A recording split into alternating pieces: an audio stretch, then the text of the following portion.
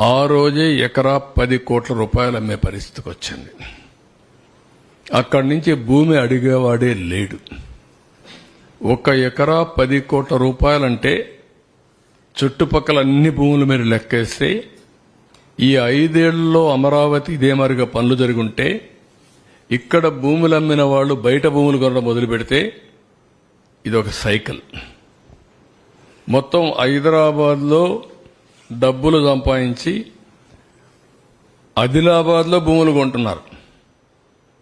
మారుమూల ప్రాంతంలో భూమి వాల్యూ పెరిగింది. ఎందుకు పెరిగింది? ఇక్కడ డబ్బులు సంపాదించిన వాడు ఇక్కడ పనిచేస్తూ ఆదిలాబాద్లో ఫామ్ హౌస్ కట్టుకొని అక్కడ శుభ్రంగా వీకెండ్ పోయి పనిచేసుకుంటూ మళ్ళా వచ్చే పరిస్థితిలో ఉన్నారు. అదే అభివృద్ధి, అదే సంపద సృష్టి. రెండోది, ఇక్కడ ఈ 5 ఏళ్లలో వచ్చుంటే నాలెడ్జ్ ఎకానమీలో కొన్ని లక్షల మందికి ఈ బిల్డింగ్లన్నీ కట్టిన తర్వాత 50,000 కోట్ల రూపాయలు ఖర్చు పెడదాం అనుకున్నాం. 50,000 కోట్ల రూపాయలు ఖర్చు పెడితే దాంట్లో రీసైక్లింగ్లో మళ్లీ ప్రభుత్వానికి ఆదాయం ఒక 20-30 వేల కోట్లు వచ్చేసేది. ఇన్కమ్ ట్యాక్స్ వస్తుంది, జీఎస్టీ వస్తుంది, కన్జంప్షన్లో జీఎస్టీ వస్తుంది, ఎక్స్పెండిచర్లో వస్తుంది. ఇది ఎకానమీలో ఒక ఇదినమాట. ఎకానమీ అంటే ఒకటి ఉత్పత్తి చేయాలి, ఒకటి కన్జ్యూమ్ చేయాలి, అంతే. అది ప్రోడక్ట్ కావచ్చు, సర్వీసెస్ కావచ్చు, ఏదైనా కావచ్చు. అలాంటి ఎకనామిక్ యాక్టివిటీ ఉన్నప్పుడు ఆటోమేటిక్గా ఇప్పుడు హైదరాబాద్ వచ్చింది. ఎన్నేళ్లు పట్టింది? 25 ఏళ్లు. ఎక్కడికి వెళ్ళింది? ఊహించిన పరిణామాలు వచ్చాయి. ఎట్లొచ్చాయంటే ఒక్కొక్కసారి స్టెప్ బై స్టెప్ ముందుకు పోతా ఉంటే యాడ్ అవుతా ఉంటాయి. అది యాడ్ అయ్యేది. ఆ విధంగా కొన్ని లక్ష, ఒక్క 8,000 ఎకరాలు, ఎకరా 20 కోట్ల రూపాయలు చేసిందనుకోండి ఇప్పటి 10 ఏళ్లలో. What is income? 1,60,000 కోట్లు. ఒక్క 8,000 ఎకరాలు ప్రభుత్వ భూమి మాత్రమే 20 కోట్లకు మనం అమ్ముకోనంటే.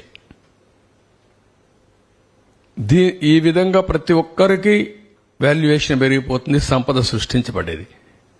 లేబర్ దగ్గర నుంచి బాగా అమరావతిలో మనం పెట్టినటువంటి విట్, ఎస్ఆర్ఎం అలాంటి యూనివర్సిటీలో పేద పిల్లలు చదువుకుంటే ప్యాకేజీ ₹1,00,00,000 ఇస్తున్నారు సంవత్సరం.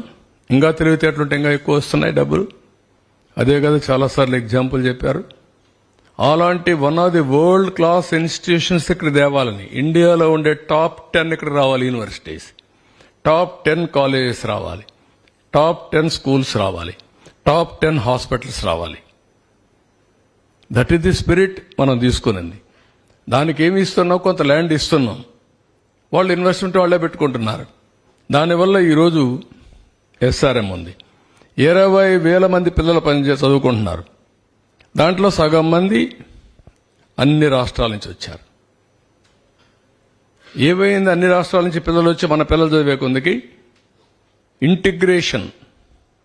మనమే కూర్చున్నప్పుడు కొన్ని ఆలోచనలు రావు. అందరూ కూర్చున్నప్పుడు ఆ కల్చరల్ ఎక్స్చేంజ్ కానీ, నాలెడ్జ్ ఎక్స్చేంజ్ కానీ ఇవన్నీ జరుగుతాయి. అందుకే మనం సింగపూర్ పంపిస్తాం, అమెరికా పంపిస్తాం మన పిల్లల్ని. అలాంటి ఇన్స్టిట్యూషన్స్ మనం క్రియేట్ చేసుకోలేకపోతే క్రియేట్ చేయగలుగుతాం. ఆ స్పిరిట్ ఇక్కడ తీసుకున్నాం. అమరావతి గురించి కేంద్రం ముందు అన్ని విషయాలు మాట్లాడతాం. నాట్ ఓన్లీ అమరావతి, అన్ని విషయాలు మాట్లాడతాం. మళ్లీ రాష్ట్రాన్ని పునర్నిర్మాణం చేయడానికి ఏమేమి మాట్లాడాలి, అందరం కలిసి పోటీ చేశాం. 3 పార్టీలు కలిసి పోటీ చేశాం. అదే మరి ఎన్డీఏ పార్ట్నర్స్ గా పోటీ చేశాం. వాళ్ళకు కూడా ఎక్స్ప్లెయిన్ చేస్తాం. ఎక్స్ప్లెయిన్ చేసి కేంద్ర సహకారం కూడా తీసుకొని మళ్లీ పునర్నిర్మాణం ప్రారంభం కావాలి.